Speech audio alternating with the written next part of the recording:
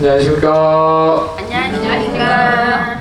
어제까지 비가 내렸죠? 네. 여러분들의 기도 덕분에 비가 누누로 안 내려서 저는 살았습니다. 강원도는 한 40cm가 내렸다 그러던데. 그러니까 아이고 끔찍해요. 강원도 스님들은 어떻게 사는지 참. 저는 강원도에서 못 살아. 아이고 저기 갑진년 한 해가 벌써 1월 중순이네요. 시간이 금방 가는 것 같아요. 네, 저는 아직 40km 속도로 가고 있는데 여기는 아직 빠른 속도로 가고 계시죠? 네. 제일 빠른 속도가 몇 킬로? 70km에? 80km는 없으실 것 같은데 70km가 제일 빠르죠? 아, 뒤돌아보면 그러니까 잘한 것도 있고 잘못한 것도 있고 아쉬운 것도 있고 부족한 것도 있고 넘치는 것도 있고 막상 그 자리에 있을 땐 잘 모르는 것 같습니다. 그 자리에 있을 때 그러니까 그때 어찌됐건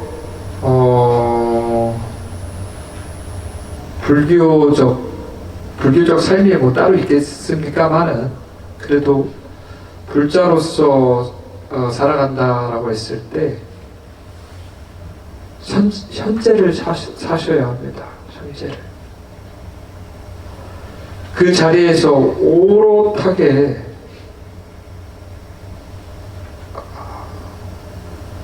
자신을 돌이키면서 그렇게 있는 그대로 받아들이고 거기에서 헐떡임이 없이 요동이 없이 그렇게 살려고 하는 것이 불자의 삶이라면 삶일 수 있지 않을까 생각을 합니다. 어렵죠? 어려워요.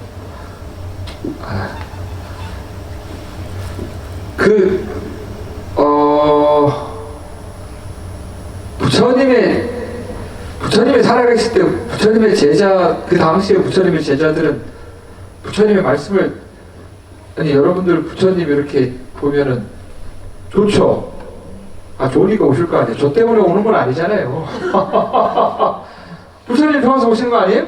네. 대답들 다 했어요. 이제 나 볼 생각 하지 마요.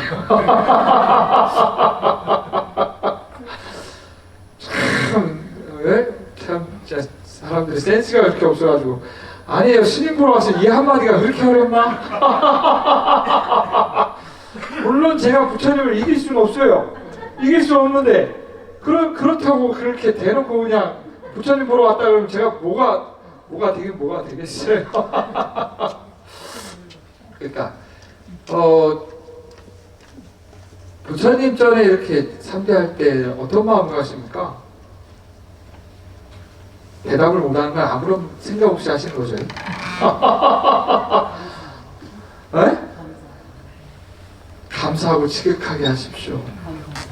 그리고 될 수 있으면 절에 올 때는 내가 이제 그래도 부처님의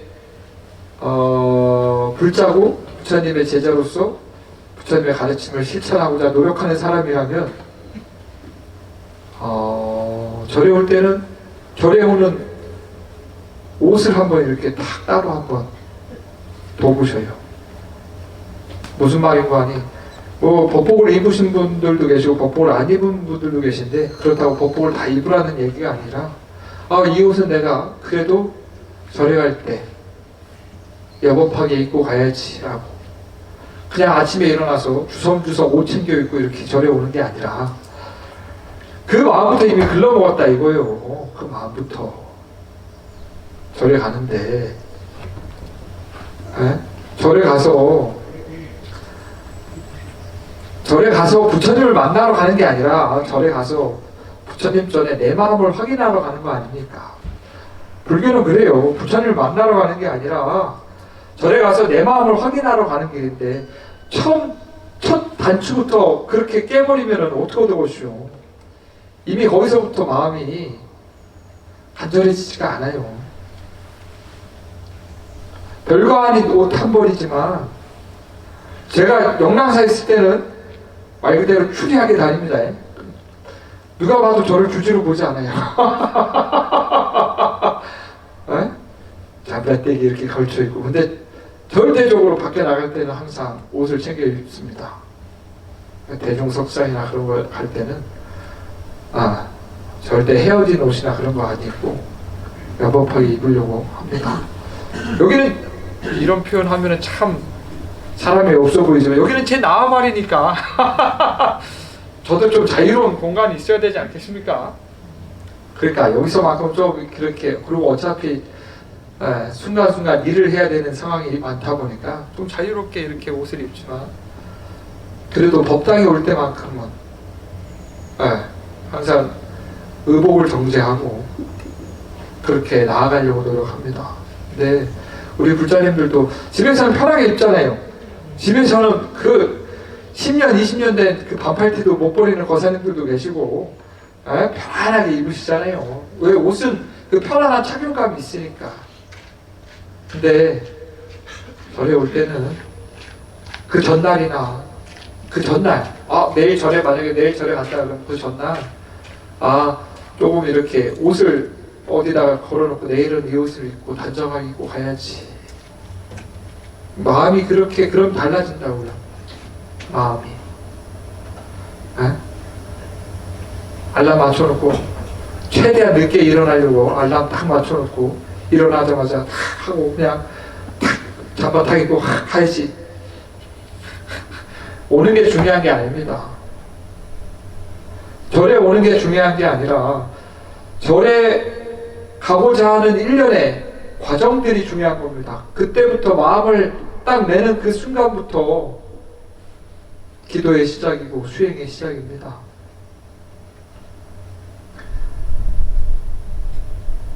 그 마음부터 여러분들이 살피셔야 합니다. 별거 아니지만 그 작은 차이 하나로 큰 격차가 벌어지는 것입니다. 아주 작은 것부터, 내가 이제 불자라면 작은 것부터 챙기시는 버릇을 들이셔야 합니다.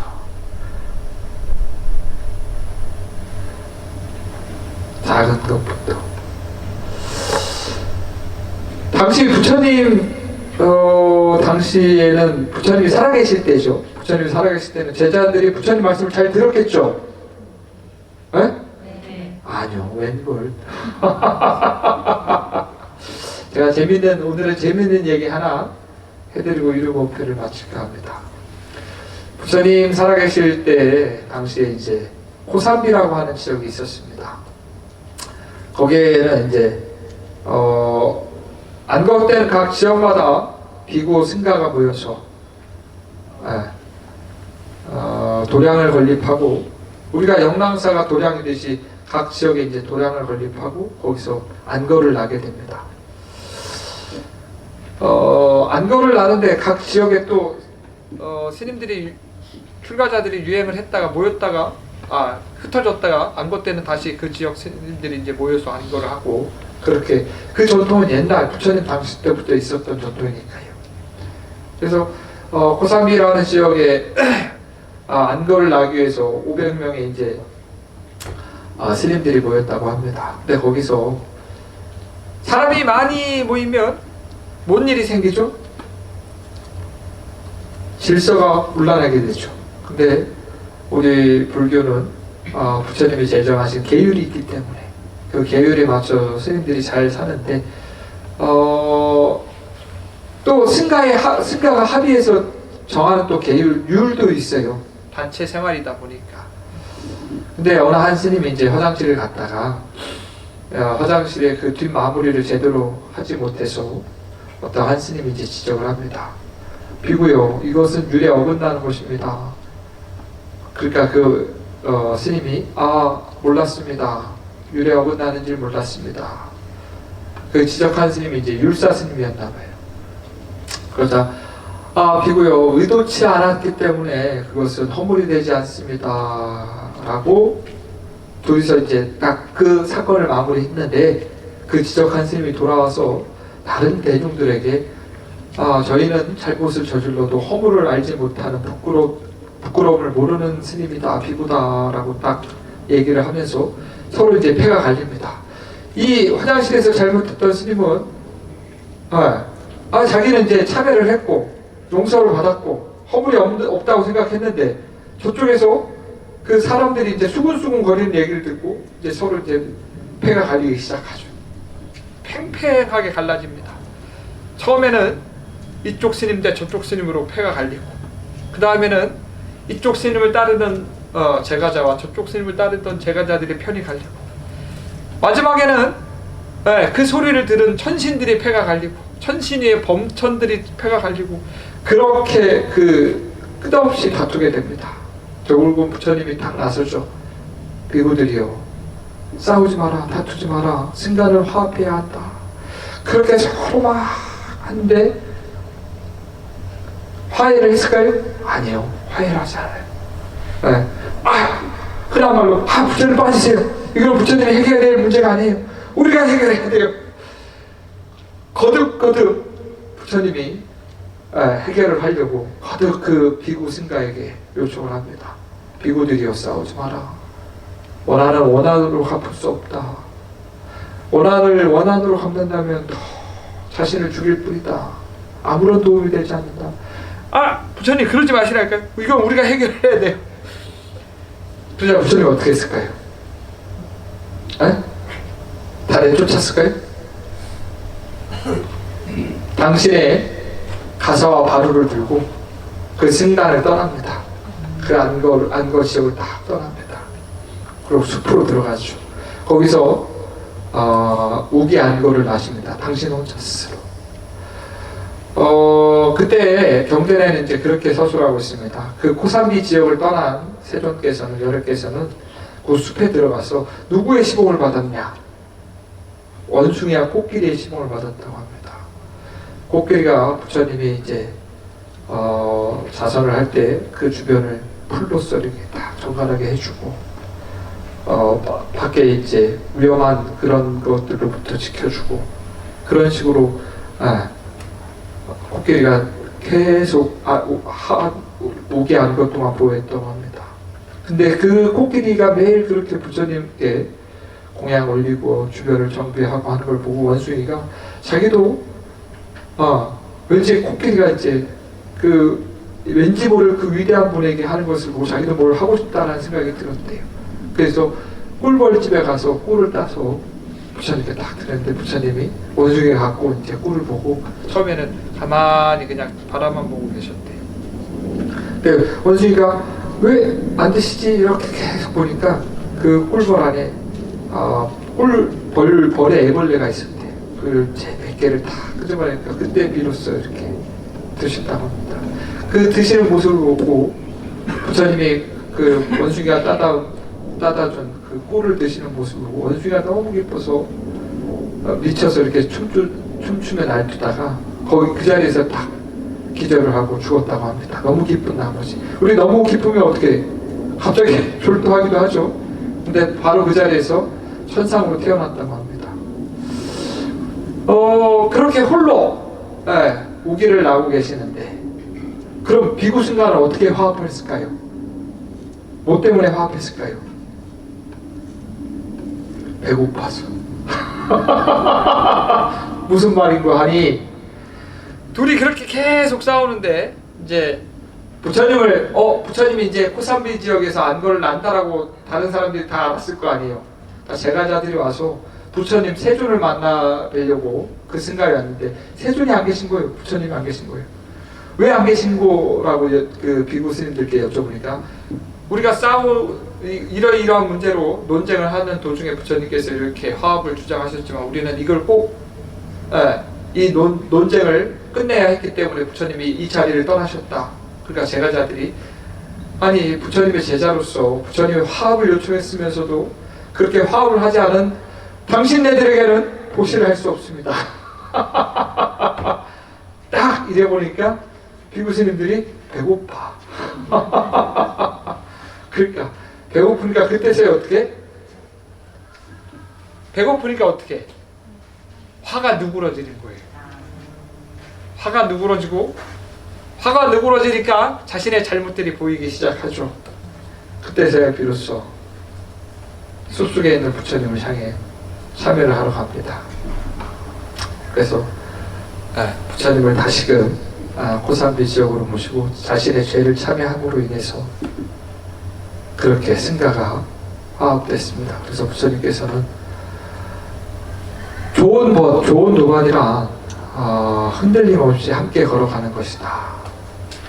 그러나 만약 그 같이 걸어가는 이가 마음이 흔들리고 번뇌에 물든 자라면 올곧이 혼자서 가라. 묵묵하게 자신의 할 도리를 하면서 그렇게 고요하게 혼자서 가라. 그러면 자신의 모습을 보고 누군가가 또 같이 걸어갈 것이다.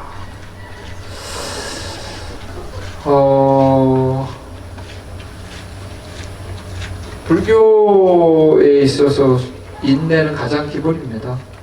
참는 거. 늘 말씀드리지만 사바세계는 참는 세계입니다. 이꼴 저꼴 다 보이지만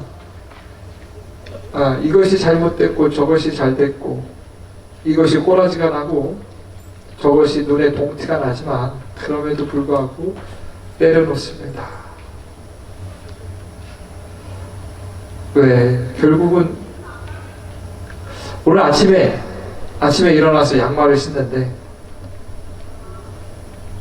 이게 양말이 이렇게 정리해 놓은 게 있을 거 아니에요. 양말을 꺼내서 막상 한쪽을 딱 신었는데 양말 중에서도 마음에 드는 것과 안 드는 양말이 있더라고요. 한쪽을 딱 신었는데 마음에 안 들어. 그래서 그 아침에 그 양말 한쪽을 벗고 다른 양말을 갖다가 신었어요. 근데 아침에 이제 기도를 딱 끝나고 방에서 이렇게 앉아서 이렇게 물 한 잔을 먹는데 그 양말 한 켤레도 내가 좋고 내가 싫어하는 분별을 내서 내가 그렇게 꼬라지를 냈구나 그런 생각이 들더라고요. 결국 이 세상은 내가 원하는 대로 흘러가길 바라면서 내가 이렇게 또 내 소견으로 내 생각으로 이렇게 작은 것이지만 그렇게 내 뜻대로 하려고 하는구나 라고 스스로 반성을 하게 되더라고요.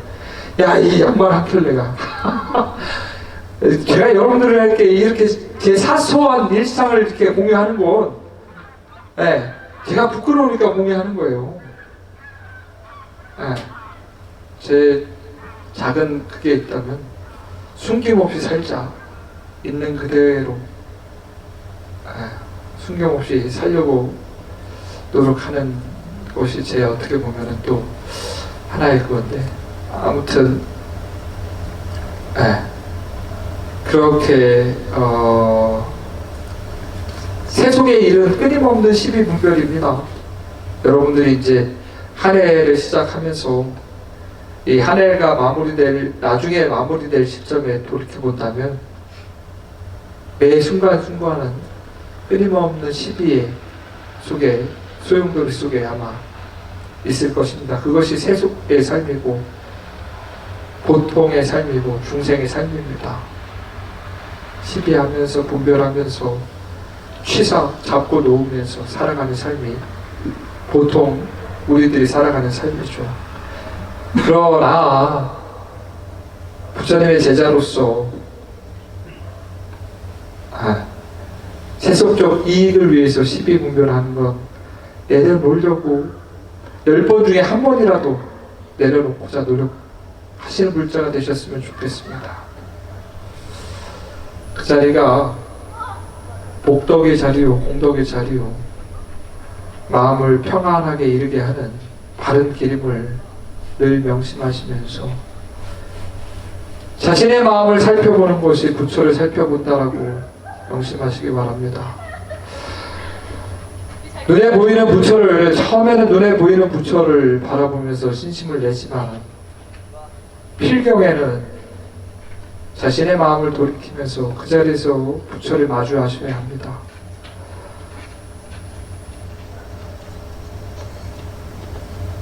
내 마음에 부처의 마음자리가 있다라는 것을 명확하게 의심하지 마시고 굳건한 마음으로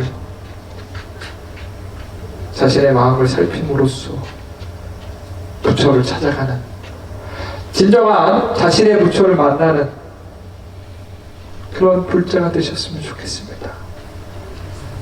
어떻게 오늘도 괜찮았죠? 네. 그렇지, 이런 센스가 있어야지. 박수를 쳐야지, 박수. 아무쪼록 이번 주 한 주도 늘 좋은 마음을 내는 바른 물자가 되시길 간절히 바람드리겠습니다. 성불하십시오. 예.